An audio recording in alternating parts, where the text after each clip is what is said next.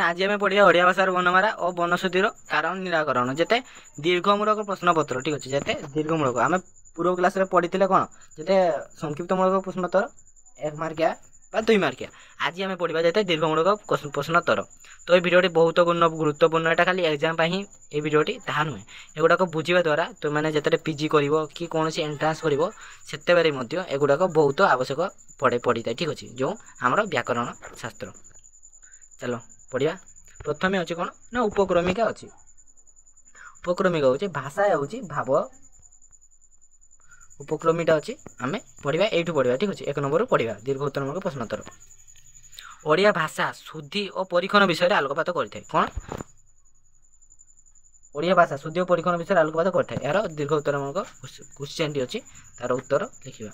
भाषा हूँ भाव प्रकाशर मुख्य विभव भाषा नथिले मनुष्य केवल अंगभंगी करी तार इच्छा को प्रकाश करता मात्र ताद्वारा साहित्यर सृष्टि असंभव होता। तेणु मनुष्य जीवन भाषा हूँ एक अपरिहार्य प्रवृत्ति मनुष्य भाषा को ही आधार करी तार समाज जीवन निर्वाह कर लगी। मनुष्य भाषार 2टी रूप हो प्रथमटी कथित भाषा और गोटे लिखित भाषा ताले कौन बुझिल ना आमर भाषा जदि न था कौन आमर अंगभंगी और तार इच्छा को प्रकाश कर बहुत बाधा विघ्न सृष्टि होता। तेणु मनुष्य जीवन सर्वश्रेष्ठ माध्यम कौन ना भाषा।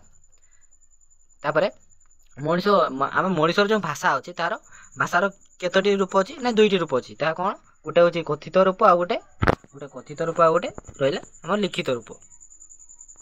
मनुष्य जहाँ द्वारा कथोपकथन करे ताहा हूँ भाषार मौखिक बा कथित रूप आ जहाँ को लेखार व्यवहार करे ताकू से कहिबारे भाषार लिखित रूप। भाषार लिखित रूप लिपिबद्ध समृद्धि कला बेले कथित रूप ध्वनि द्वारा समृद्ध बा उच्चारित होता है। कथित भाषार त्रुटि ध्वनि आधार प्रकाश कर ताहार शुद्ध अशुद्ध सहजरे धरा पड़ी न थाए मात्र लिखित रूप पठन धर्मी अनुशीलन योग्य होइतिबारु तहिरे त्रुटि सहजरे धरा पड़ न थाए मात्र लिखित रूप पठन धर्मी अनुसरण योग्य होइतिबारु तहिरे त्रुटि धरा पड़ा जाई न थाए। कौन बुझिल ना मनुष्य जहाँ द्वारा कौन आम मुख द्वारा कथा कथन करे ता कौन कह मौखिक बा कथित रूप एवं लेखिकी व्यवहार करा जाए कौन कह लिखित रूप। भाषा लिखित रूप लिपिबद्ध समृद्धि कला बेले कथित रूप ध्वनि द्वारा समृद्ध उच्चारित होता है। जिते आम कथा कहू जिते आम किसी भूल कहीदे तो जना पड़े ना आम जिते कहीकि था माने आम जिते भाषा द्वारा आमर मुख द्वारा आम किसी कथा कहू से जो किसी भूल कहीदे हठात जना पड़े ना किंतु आम जिते लिखित रूप जिते लेखि था से सहज धरा पड़ी था कारण से लेखा गुड़िक आम आखि बहुत जल्दी दृष्टिगोचर होता है। यही त्रुटि विभिन्न अवस्था को संजात होता है शिक्षित अशिक्षित तापर ज्ञानी अज्ञान भेदरे यही त्रुटि विशेष रूपे लक्षणीय। अनेक स्तर शिक्षित बा ज्ञानी व्यक्ति माने मध्य लेखिला बेले वर्णा शुद्धि प्रति यत्नवान हो शब्दर रूप को विवृत करथांती। पुणी केतक असावधानता मध्य आमको भाषागत अशुद्धि प्रकाश करिबारे बाध्य करिथाए। भाषार शुद्धता परिलक्षित हेले भाषा और साहित्य समृद्धि हुए। भाषार शुद्धता निर्माण सावधानता सचेतनता एकांत विधेय यह द्वारा भाषार ऐश्वर्य वृद्धि हुए संभव हुए। निम्नमत केतक बनानगत अशुद्धि और यार शुद्ध रूप ओडिया भाषार कौन बनाशुद्धि कारण निराकरण। भाषा व्यवहार क्षेत्र में 2टी माध्यम परिलक्षित हुए गोटे कौन कथित रूप और गोटे लिखित रूप जान। तो यही जितना पठन माध्यम द्वारा बा लिखित माध्यम द्वारा ये शुद्ध कथन बा शुद्ध लिखन भाषार प्रत्येक भाषार निजस्व गोटे वैशिष्ट्य थाए ठीक अच्छे। तो ओडिया भाषार वर्णमाला एटा ओडिया अच्छी भूल हम एटा ओडिया भाषार वर्णमाला तापर यार बनानगत शुद्धता एवं यार उपयुक्त उपयोग जनित शुद्ध वाक्य विन्यास इत्यादि यार गौरव रक्षा करिछि बुझिगला। तो हर्षई और दीर्घई एवं हर्षौ और दीर्घौ ये शब्द लिखन करा से सचेतनता होगा पड़ो कारण जो हर्षौ लेखा कथा से दीर्घौ लिखले ता भूल हो। कूड़ जमीक कि कूड़ कूड़ गोटे एग्जांपल देछि ता कौन जो अर्थवाचक कूड़ कड़ास्कार कूड़ कूड़ माने कौन वंश तापर आ गोटे कर कूड़ कूड़ माने नदी तीर ठीक अच्छे तीर नदी कूड़। तेणु बनानगत शुद्धता प्रति ध्यान नदेले अर्थ प्रतिकार मध्य बदल जाए जमीक कि आम हसुका जगह जब दीर्घकार देदेबा ताहले से भाषार अर्थ भी बदली जाए। ଆମର କହିବା ଭଙ୍ଗୀରେ ଓ ଲେଖିବା ଭଙ୍ଗୀରେ ବ୍ୟକ୍ତିଗତ ଶୁଦ୍ଧତା ପ୍ରତି ଧ୍ୟାନ ଦେବାକୁ ପଡ଼େ। ଅସାବଧାନତା ଭାବରେ ବାକ୍ୟ ଗଠନ ହେଲେ ଏହା କ'ଣ କଦର୍ଥ ପ୍ରକାଶ କରିଥାଏ। ଏଥିପ୍ରତି ସତର୍କତା ଅବଲମ୍ବନ କରିବା ଉଚିତ। ତାପରେ ବନାନ ଅଶୁଦ୍ଧି କାହାକୁ କୁହାଯାଏ?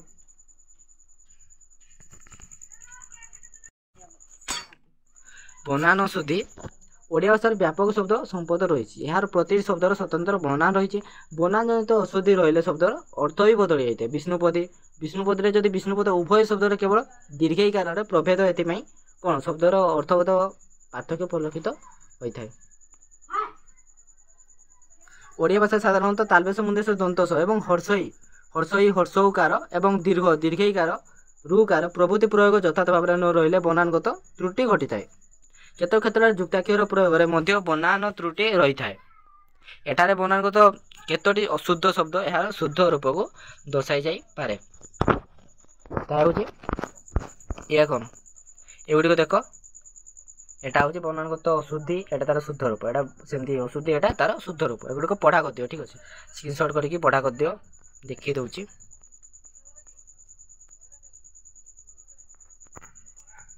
ତାପରେ କ'ଣ ଅଛି ନା ଲିଙ୍ଗଗତ ଅଶୁଦ୍ଧି। ଲିଙ୍ଗଗତ ଅଶୁଦ୍ଧି କାହାକୁ କୁହାଯାଏ? ଓଡ଼ିଆ ଭାଷାରେ ପୁଲ୍ଲିଙ୍ଗ ସ୍ତ୍ରୀଲିଙ୍ଗ ବ୍ୟବହାର ସର୍ବାଧିକ ହୋଇଥାଏ, କିନ୍ତୁ କ୍ଲିବର୍ଗ ବ୍ୟବହାର ଅଳ୍ପ ହୋଇଥାଏ। ପୁଲ୍ଲିଙ୍ଗର ବିପରୀତ ଅର୍ଥରେ ସ୍ତ୍ରୀଲିଙ୍ଗ ବ୍ୟବହାର କ୍ଷେତ୍ରରେ କେତେକ କ୍ଷେତ୍ରରେ ତ୍ରୁଟି ମଧ୍ୟ ପରିଲକ୍ଷିତ ହୋଇଥାଏ। ମାନେ ସବୁ ପୁଲ୍ଲିଙ୍ଗର ସ୍ତ୍ରୀଲିଙ୍ଗ ଅଛି ବୋଲି ସେଠାରେ କିଛି ମାନେ ନଥାଏ। ଏଠାରେ ସେ ସମ୍ପର୍କରେ କେତେକ ଦୃଷ୍ଟାନ୍ତ ଦିଆଗଲା। ଶୁଦ୍ଧ ରୂପ ପ୍ରତି ସଚେତନ ହେଲେ ଏହି ଧରଣର ଅଶୁଦ୍ଧତା ଦୂର ହୋଇପାରିବ। ଯଥା ନାୟକର କ'ଣ ଆମେ ଭାବୁଛେ ନାୟକର ଦୀର୍ଘଇକା ଲାଗିଯିବ ନାଇକି ହେଇଯିବ, ସେମିତି ନୁହଁ। ତାର ଶୁଦ୍ଧ ରୂପଟା ହେଉଛି ନାୟିକା। ସେମିତି ପାଚକର ପାଚକୀ, ତାର କ'ଣ ପାଚକୀ ଗୋଟେ ସ୍ତ୍ରୀଲିଙ୍ଗ ବାଚକ, କିନ୍ତୁ ତାହା ନୁହେଁ, ତା ଅଶୁଦ୍ଧି ଠିକ୍ଟା କ'ଣ ନା ପାଚକା। ସେମିତି ଅନେକ ଗୁଡ଼ିଏ ଅଛି, ଏକା ପଢ଼ିଦିଅ, ମନେ ରଖିଦିଅ, ଠିକ୍ ଅଛି। ଏଗୁଡ଼ାକ ଏକ୍ଜାମ୍ରେ ଆସିଥାଏ। ସନ୍ଧିଗତ ଅଶୁଦ୍ଧି।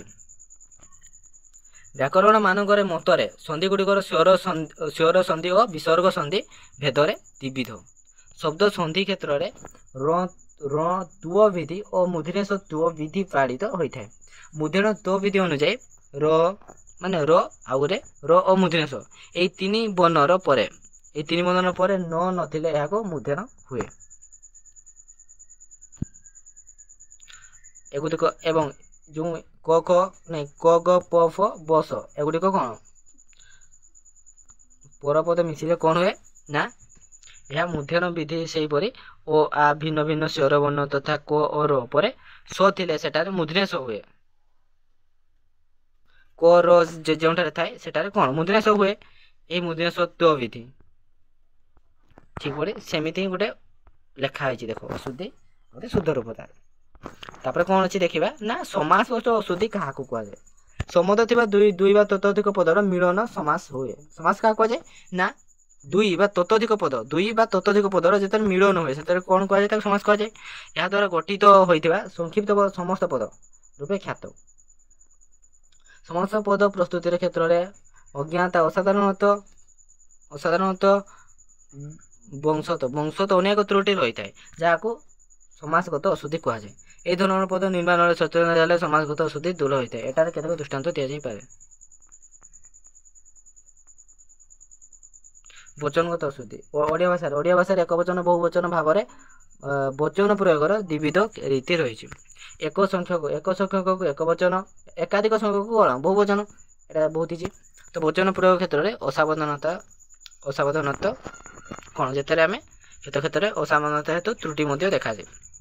ସେହି ଧରଣର କେତେକ ତ୍ରୁଟି ଶୁଦ୍ଧ ରୂପ ସମ୍ପର୍କରେ କେତୋଟି ଦୃଷ୍ଟାନ୍ତ ଦିଆଯାଇପାରେ। ଏଗୁଡ଼ାକ କ'ଣ ତାର ଅଶୁଦ୍ଧି ରୂପ ଆଉ ତାର ଶୁଦ୍ଧ ରୂପ। ପ୍ରତ୍ୟେକ ଅଶୁଦ୍ଧି। ଓଡ଼ିଆ ଶବ୍ଦ ଭଣ୍ଡାରକୁ ବିଭିନ୍ନ ପ୍ରତ୍ୟେକ ସମୃଦ୍ଧ କରିଛି। ଶବ୍ଦର ପୂର୍ବ ଓ ପର ପ୍ରତ୍ୟୟ ଯୋଗେ ନୂତନ ଶବ୍ଦ ସୃଷ୍ଟି ହୁଏ। ଧାତୁ ପରିବର୍ତ୍ତୀ ପ୍ରୟୋଗକୁ ବୃତ୍ତାନ୍ତ ଓ ଶବ୍ଦ ପରବର୍ତ୍ତୀ ପ୍ରୟୋଗକୁ ତଦ୍ଧିନ କୁହାଯାଏ। ଏଇଟା ସେମିତି ହୃଦନ୍ତଗତ ଅଶୁଦ୍ଧି, ଏଟା ତାର ଶୁଦ୍ଧ ରୂପ। ଏଗୁଡ଼ାକ ବି ପଢ଼ା କରିଦିଅ, ଦେଖେଇ ଦେଉଛି। ସ୍କ୍ରିନଶଟ୍ କର, ଠିକ୍ ଅଛି। ସ୍କ୍ରିନଶଟ୍ କରିକି ପଢ଼ା କର, ନହେଲେ ଭିଡ଼ିଓକୁ ପଜ୍ କରିକି ମଧ୍ୟ ପଢ଼ା କରିପାରିବ।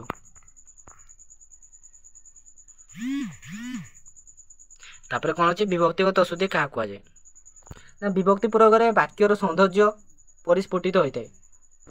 ତ ମାତ୍ର ବିଭକ୍ତି ପ୍ରୟୋଗ କରିବା ବେଳେ ଅନେକ ପ୍ରକାରର ତ୍ରୁଟି ପରିଲକ୍ଷିତ ହୁଏ। ସେହି ଧରଣର କେତେକ ତ୍ରୁଟିପୂର୍ଣ୍ଣ ଶବ୍ଦ ଓ ଏହାର ଶୁଦ୍ଧ ରୂପକୁ ଏଠାରେ ଦଶା ଯାଇପାରେ ଯଥା ବିଭକ୍ତି ଅଶୁଦ୍ଧି ବିଭକ୍ତିଗତ ଅଶୁଦ୍ଧି କ'ଣ ଅଧୀନରେ କିନ୍ତୁ ଶୁଦ୍ଧ ରୂପୀ କ'ଣ ଅଧୀନ୍ୟରେ। ଏଇଟା ପଢ଼ା କର ଓଡ଼ିଆ ପିଲା ନା ଏଗୁଡ଼ାକ ବହୁତ ଗୁରୁତ୍ୱପୂର୍ଣ୍ଣ ତୁମମାନଙ୍କ ପାଇଁ ଖାସ୍ କରି ଯେତେବେଳେ କିଛି ଲେଖୁଥିବ ଏକ୍ଜାମ୍ରେ କିମ୍ବା କୌଣସି ଡିବେଟ୍ରେ ଓଡ଼ିଆ ପିଲା ହେଇକିନା ଯଦି ଭୁଲ କରିବ ତ କ'ଣ କଥାଟି ବହୁତ ତୁମ ପାଇଁ ବିଗିଡ଼ିଯିବ ଠିକ୍ ଅଛି। ତ ତେଣୁକରି ଏଇ ବନାନଗତ ଅଶୁଦ୍ଧିକୁ ଭଲସେ କରି ପଢ଼। ବିଶେଷ ବିଷୟଗତ ଅଶୁଦ୍ଧି ଅନେକ କ୍ଷେତ୍ରରେ ବିଶେଷ ଓ ବିଶେଷ ପ୍ରୟୋଗ ଜନିତ ତ୍ରୁଟି ଦେଖାଯାଏ। ବିଶେଷର ବିଶେଷଣ ପ୍ରୟୋଗ ନକରି କେତେଜଣ ବିଶେଷଣର କ'ଣ ଦ୍ୱିରୋକ୍ତି ଅବସ୍ଥା ସୃଷ୍ଟି କରନ୍ତି। ଏହି ଧରଣର କେତେକ ତ୍ରୁଟି ଓ ଏହା ଶୁଦ୍ଧ ରୂପକୁ ଏଠାରେ ଦର୍ଶାଯାଇଛି ଯଥା କ'ଣ ଅଶୁଦ୍ଧି ସଂକ୍ଷିପ୍ତରେ ତାର ଶୁଦ୍ଧ ରୂପ ସଂକ୍ଷେପରେ ସେମିତି ପିଟବ ତାର କ'ଣ ପାଟୁତା ବା ପାଟବ ତାର ଶୁଦ୍ଧ ରୂପ ଏଗୁଡ଼ିକ ପଢ଼ା କରିଦିଅ। ସମାର୍ଥବୋଧକ ଶବ୍ଦ ମାନେ କ'ଣ ଏକା ଟାଇପ୍ର ହୋଇଥାଏ କିନ୍ତୁ ତାର ଅର୍ଥ ଅଲଗା ଅଲଗା ମାତ୍ର ପାଖାପାଖି ସମାନ ଅର୍ଥ ପ୍ରକାଶକ ଶବ୍ଦ ଥିଲେ ମଧ୍ୟ ସେଗୁଡ଼ିକର ପ୍ରୟୋଗ କରାବେଳେ ବିଭ୍ରାନ୍ତ ସୃଷ୍ଟି ହୋଇଥାଏ। ଯେମିତିକି ଅଛି ଅଧି ମାନେ କ'ଣ ମାନସିକ କଷ୍ଟ ଆଉ ବ୍ୟାଧି ମାନେ କ'ଣ ଶାରୀରିକ ରୋଗ। ଅସ୍ତ୍ର ମାନେ କ୍ଷେପଣ କରାଯାଏ ଶସ୍ତ୍ର ମାନେ ହାତରେ ଧରି ଯୁଦ୍ଧ କରିବା ମାନେ ଶୁଣିବାକୁ ଏକା ରକମ ଲାଗୁଛି କିନ୍ତୁ ତାର ମିନିଂ ଅଲଗା।